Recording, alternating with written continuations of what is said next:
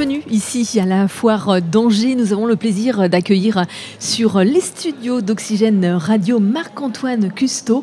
Vous êtes médecin responsable au centre de recherche clinique du CHU d'Angers. Bonjour. Bonjour et bienvenue. Alors, dites-moi comment a débuté cette aventure d'être responsable de ce centre recherche clinique à Angers?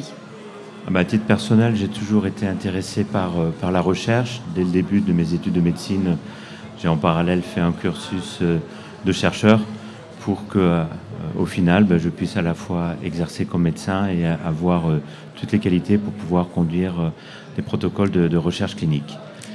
Et plus spécifiquement à l'hôpital d'Angers, en 2011, il y a eu un appel d'offres national pour créer des centres de recherche clinique au sein d'hôpitaux. Et donc le CHU a répondu à cet appel d'offres, a obtenu ce centre de recherche clinique et donc il m'a été confié pour l'organiser et mettre en œuvre des protocoles de recherche. Justement, vous parlez de protocole de recherche. Qu'est-ce qu'un protocole de recherche? Donc un protocole de recherche, c'est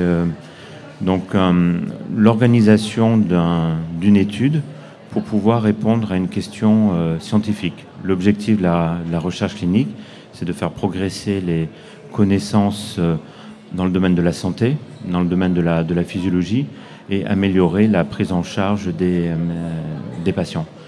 Donc nos pratiques médicales aujourd'hui, c'est le fruit de la recherche qui a été faite les années ou les décennies auparavant, et la recherche que l'on fait aujourd'hui, c'est pour préparer la médecine de demain. Quel est le meilleur traitement? Comment diagnostiquer une maladie? Comment fonctionne le corps humain? Toutes des questions avec lesquelles on souhaite répondre par la recherche clinique.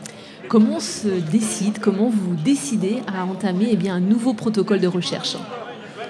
Alors au départ, c'est l'investigateur principal qui est la personne clé. Donc c'est le chercheur qui a l'idée, de par sa pratique, de vouloir tester une nouvelle hypothèse ou une nouvelle idée.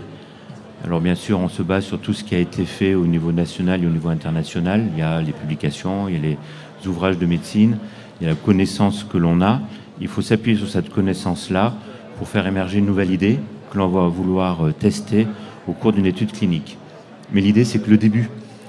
Et donc, à partir du moment où on a cette idée, il faut la discuter avec les collègues pour vérifier qu'elle est bien pertinente, l'ajuster. Ensuite, il faut discuter avec des méthodologistes pour nous aider à bien construire un protocole qui, à la fin, permettra de répondre à la question que l'on s'est posée. Par exemple, est-ce que ce traitement est plus efficace que ce traitement-là? Donc voilà, on a des règles méthodologiques à respecter. Ensuite, il y a un côté réglementaire. Toutes les études qui sont faites doivent être validées par le CPP, le Comité de protection des personnes, la NSM, un promoteur, donc qui doivent valider le protocole. Il faut ensuite trouver des financements. Et une fois que tout ça est obtenu, on peut commencer à mettre en œuvre le protocole. Donc pour un protocole assez simple, c'est quelques mois. Pour un protocole plus complexe, ça peut être 1 an ou plus pour pouvoir mettre en place un protocole depuis la première idée. Il y a différents types de recherche, 2 types de recherche principaux? Il y a plusieurs façons de catégoriser la recherche. Alors souvent on parle de recherche académique et de recherche industrielle. La recherche académique est en général portée par des médecins hospitaliers ou portée par des instituts de recherche, l'INSERM, le CNRS, des associations de patients, l'Institut Pasteur, etc. Donc ça, c'est la recherche académique. Après, il y a la recherche industrielle qui est plutôt portée par l'industrie pharmaceutique. Et donc, l'objet de la recherche industrielle, c'est essentiellement le développement de nouveaux médicaments grâce à l'industrie pharmaceutique. Tout le monde peut être confronté à un protocole de recherche puisque en fait chacun, on peut être malade, notre famille, ou alors avoir des besoins. Donc on est tous concernés par ces protocoles de recherche. Donc effectivement, tout le monde peut être concerné par la recherche clinique et c'est pour ça que nous, on aime bien parler de la recherche clinique pour que tout le monde ait le temps d'y réfléchir parce que c'est pas forcément spontané de penser à la recherche clinique et ce que cela implique et comment c'est organisé. Mais effectivement, tout le monde peut être confronté à la recherche clinique, les patients. Donc, comme patient, son médecin peut proposer aux patients de participer à une étude clinique, pour améliorer les connaissances, améliorer dans le futur la prise en charge des patients. Mais les personnes en bonne santé peuvent aussi participer à la recherche clinique. C'est d'abord les études de physiologie, comprendre le fonctionnement normal du corps humain. C'est des études cas témoins. On a besoin d'avoir une population de sujets en bonne santé par rapport à des patients. Par exemple, c'est un nouveau dosage qui est proposé pour mieux évaluer les patients qui ont du diabète, par exemple.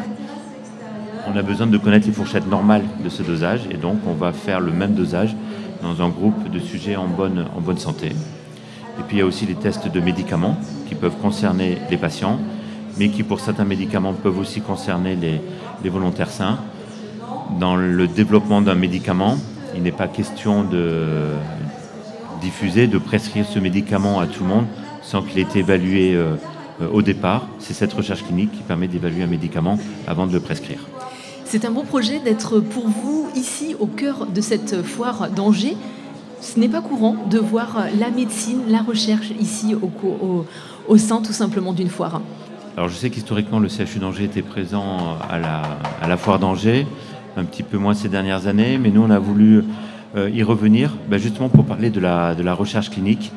On veut pouvoir en parler à tout le monde, aux familles, aux professionnels, aux jeunes, aux personnes plus âgées, parce que comme on le disait, tout le monde peut être confronté à la recherche clinique. Donc voilà, nous souhaitons en parler avec tout le monde, expliquer ce que c'est.